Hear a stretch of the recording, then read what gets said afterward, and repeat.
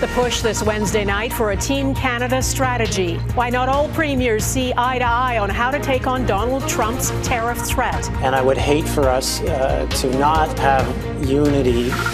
Peace in Lebanon for now. The hopes of what this temporary ceasefire could lead to. A world first. We can't rely on the Cape Giants to help.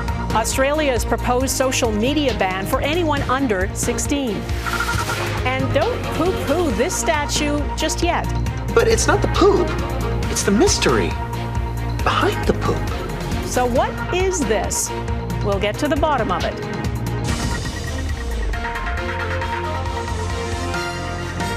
Global National with Donna Friesen. Good evening and thanks for joining us. The threat of punitive tariffs on everything Canada sells to the U.S. has focused the minds of Canada's premiers and the Prime Minister. They held an emergency meeting late today. Everyone agrees the threat by the U.S. President-elect Donald Trump to put what amounts to a 25% tax on all Canadian products would be crippling. Tonight, the Deputy Prime Minister acknowledged, though the federal government and the premiers differ on lots of things, on this, they've agreed to take a unified approach.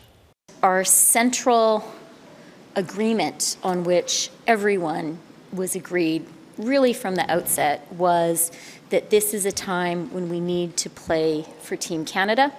We need to work in a united and coordinated way.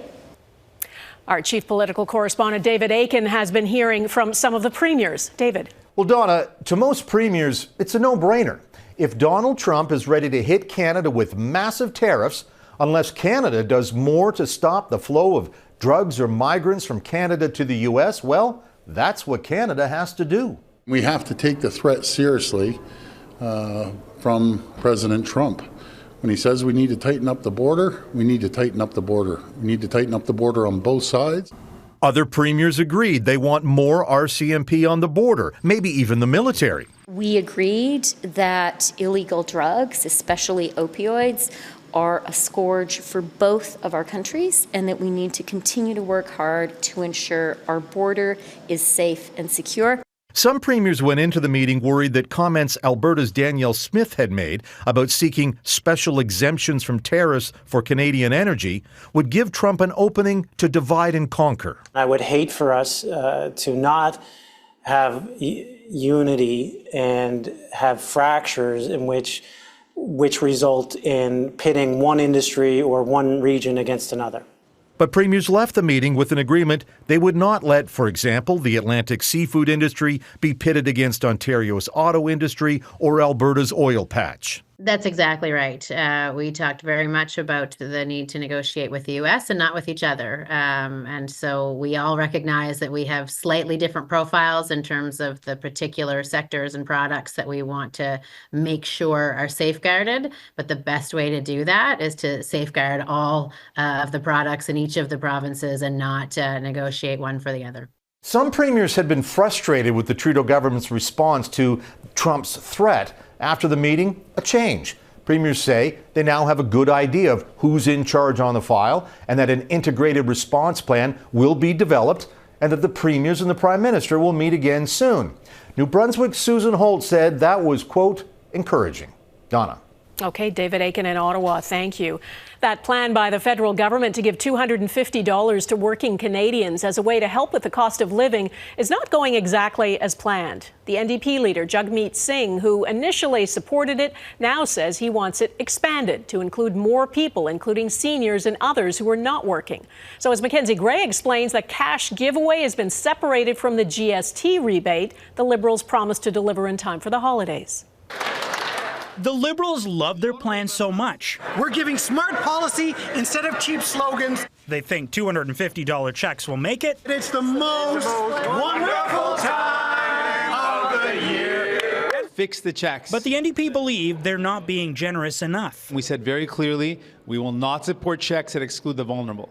People are hurting right now. Which led Jagmeet Singh to call on the Liberals to split the GST pause and checks into two separate bills, which late Wednesday, the Liberals agreed to. You Democrats always read the fine print. But they actually didn't, because if they had last week when the bill was tabled, they'd have seen it proposes to send $250 to Canadians if their adjusted income in 2023 was below $150,000 but above $0, meaning folks who are unemployed or receiving government benefits not considered income potentially won't get the checks. Hey, Prime Minister, what are you hoping? The Prime Minister attacking the NDP for flip-flopping on supporting his plan to send out checks. We want to be there for workers, and the NDP is suddenly against benefits for workers? It makes no sense. Liberal backbenchers split on if more Canadians should get $250. I would love to see,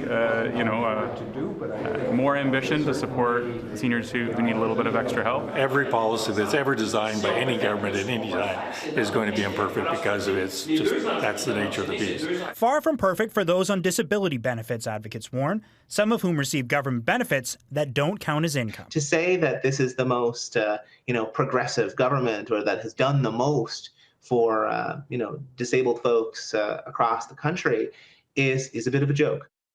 The GST pause is now set to pass the House of Commons with NDP support tomorrow night, Donna, but it will still need to get through the Senate quickly in order for the Liberals to meet their own December 14th deadline. Okay, Mackenzie Gray in Ottawa, thank you. Talks to try to end the strike at Canada Post have stalled, and the federal Labour Minister today suspended federal mediation, saying 8 days of negotiations have produced nothing. This is designed to be a bit of a shock treatment to these negotiations. As if this agreement does not come together at the table, there will be no end to this labour conflict. The Labour Minister hopes the Crown Corporation and the Canadian Union of Postal Workers will reassess their positions and says once productive bargaining resumes, mediation will start again. More than 55,000 workers are on the picket line over wages, benefits, and weekend parcel delivery. It's only day one, but the ceasefire between Israel and Lebanon appears to be holding. Thousands of people have begun to return to what's left of their homes. The truce is raising hopes of a longer-term peace and perhaps even progress in ending the war in Gaza. Redmond Shannon reports. Packing up and heading home. These some of the around 1 million Lebanese people displaced by Hezbollah's war with Israel. A family arrives to what's left of their home near the Israeli border. The mother, Asya, says they'll sleep in the rubble if they have to. Her husband, Assad, says Lebanese have sacrificed their blood as well as their homes. The war has killed almost 4,000 people in the country. This Hezbollah MP insists that despite the ceasefire, the resistance remains.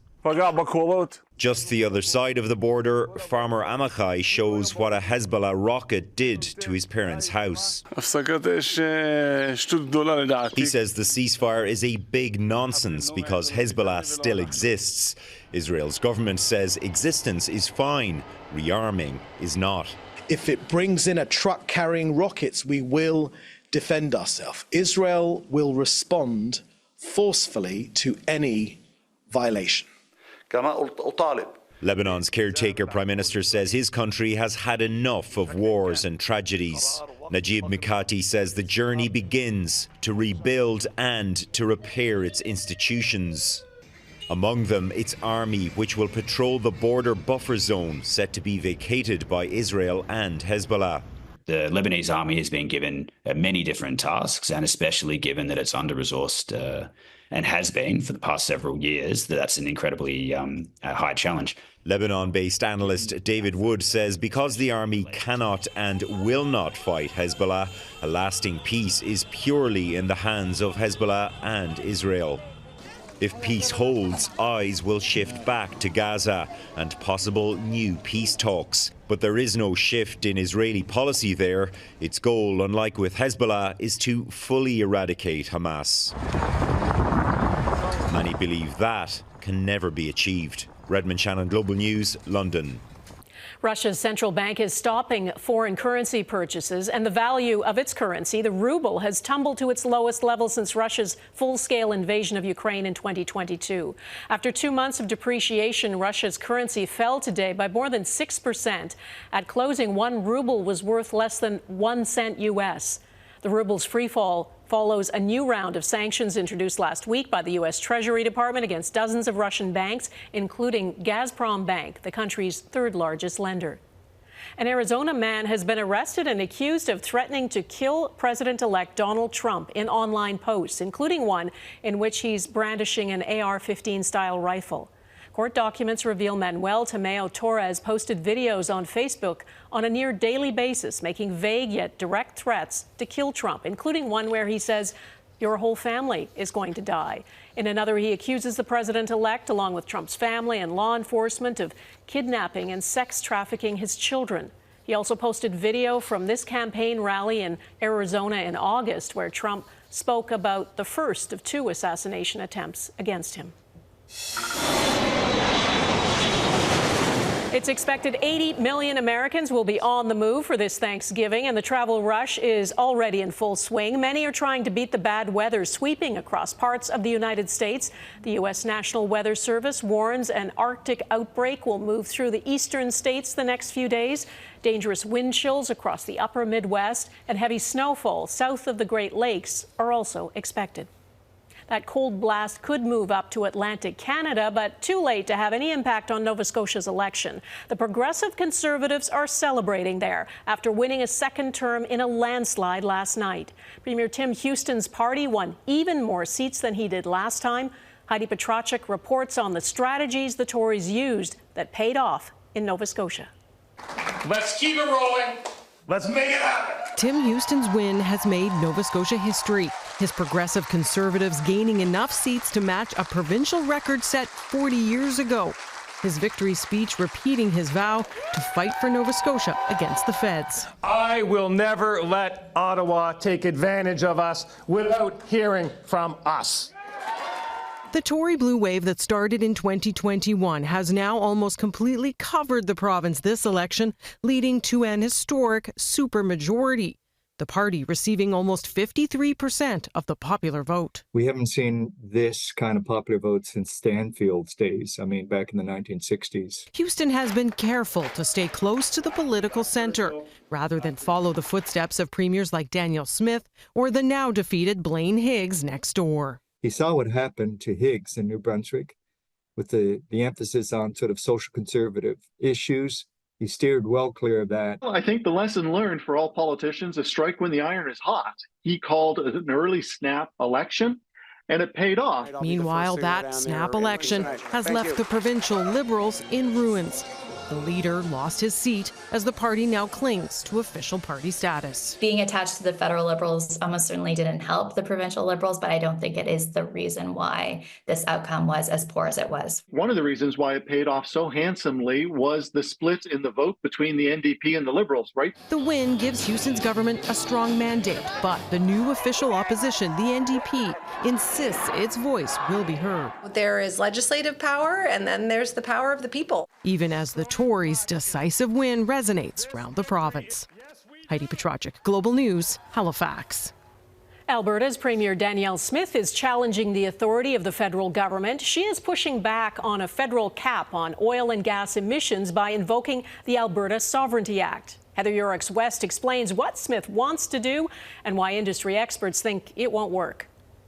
In the battle between Alberta and Ottawa, fighting words are a renewable resource. We're fighting back with every weapon in our arsenal. It's more irresponsible behavior by the Premier of Alberta. With a threat to use the Alberta Sovereignty Act for the second time, Danielle Smith says her government will do whatever it takes to stop Ottawa's proposed oil and gas sector emissions cap. These actions could include an immediate constitutional challenge in the courts, a ban on provincial bodies enforcing the cap, and declaring all information related to greenhouse gases at these facilities to be owned by Alberta's government, with data reported or disclosed at our discretion. I think this is all about trying to set a tone, but the tone that ends up getting set is more chaos, confusion, fighting, and it doesn't help the investment climate in our country.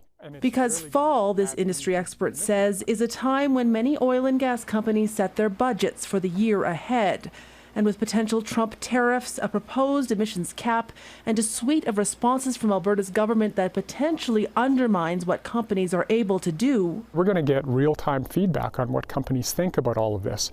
You know, do they increase their budgets, or are they start saying, no, we're going to keep giving money back to shareholders because the environment is so uncertain right now. Investment fund managers are looking at the climate policies of Canada's sector as well. seeking reassurance that producers can meet their stated net zero goals. We're telling them over and over again that we can't do it. And I think that's a damaging piece of the rhetoric that's coming out of this. Political sparring that may ultimately come at the Canadian energy sector's expense. Heather Yurex, West Global News, Calgary. A bold move to protect young people online. Coming up, Australia's plan to ban social media for anyone under 16. Australia is about to pass a sweeping law that would ban children under the age of 16 from social media. It would be a world first. Companies would face hefty fines for failing to prevent children from having accounts on platforms such as TikTok, Facebook, and Instagram. Here's why. Australia's communications minister says nearly 2/3 of people aged 14 to 17 have viewed what they call extremely harmful content online, including drug abuse and suicide. Bianca Fascini explains the Australian plan and how it would work. 14-year-old Ben Kyoko is grateful for the community he has on social media. Being autistic, I have a really, really hard time connecting with others, and doing that online makes it a lot easier. But a new bill making its way through the Australian government could change the way he and his peers use the internet. Social media is doing harm to our kids, and I'm calling time on it. A first-of-its-kind proposal passed in the House of Representatives Wednesday. The Online Safety Amendment would ban users younger than 16 from social media apps. Anyone can jump on social media. It's like the Wild Wild West. We can't rely on the tech giants to help. It's not in their interests. Wayne Holdsworth became an advocate for the bill after his son Mac died by suicide after falling victim to an online sextortion scam. Suicide is the leading cause of death for teenagers in Australia, which many connect to the rise in social media. One expert says while the intent of the bill is good, the reality of it working effectively is questionable. We well know that kids are quite skilled at getting around many of the parental controls that we currently have in place. I think that the age verification would have to be incredibly robust. Oh, cow. I'm so basic. The bill would give social media companies up to 1 year to figure out how to implement age restrictions. But it's unclear how they would do so. Lawmakers have vowed users will not have to upload government-issued identification due to privacy concerns. What is clear is that any company found to be breaking the law would have to pay fines of up to 50 million Australian dollars if the bill becomes law. Bianca Fascini, Global News, Washington. Lost and found. Next, how a missing hiker survived in BC's backcountry for more than a month. There's a remarkable survival story out of northeastern BC. 20-year-old Sam Benestick was reported missing on October 19th. RCMP say he had planned to camp for 10 days in the northern Rocky Mountains, about 250 kilometers northwest of Fort St. John and about 80 kilometers from the nearest major road, the Alaska Highway. Police say he first spent time in his vehicle, and then as temperatures dropped to -20, he moved to 2 different shelters he built. On Tuesday, he was walking along a service road when he was spotted. They let go of the 2 sticks and he pretty much fell to the floor. He was so weak. Gave him some water and stuff to food to eat, and then they called 911 and met the ambulance halfway out. Benestick is now being treated for frostbite and smoke inhalation caused by one of his shelters burning down. The worst November snowstorm in half a century has hit South Korea. As much as 43 centimeters fell in some places. Seoul got about 26 centimeters, the most since 1907 when record-keeping began.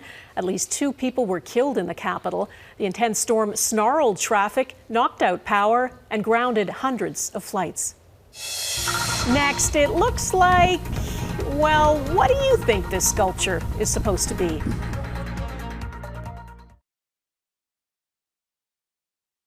The artists who created a sculpture on a nature reserve in England are trying not to get their noses out of joint, but a bit of a stink is being made about their $10,000 work of art. It is brown and spiral-shaped. Mike Armstrong explains why some are calling it a giant waste. It's still looking really good. Now, there's no arguing whether the sculpture looks like what it's supposed to look like. It does. That's not the problem. The inspiration came from a find by archaeologists working on the site about 10 years ago. They discovered some willow wicker baskets, and inside the bottom of those medieval willow wicker baskets were these tiny periwinkle shells.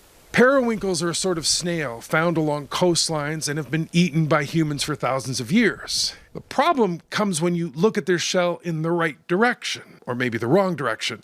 The shape is somewhat similar to the poo emoji, which brings us back to the sculpture. Yeah, you probably see it now, and you're not alone. I can just see it in the in silhouette here, and really it is like look like a poo emoji. It really does.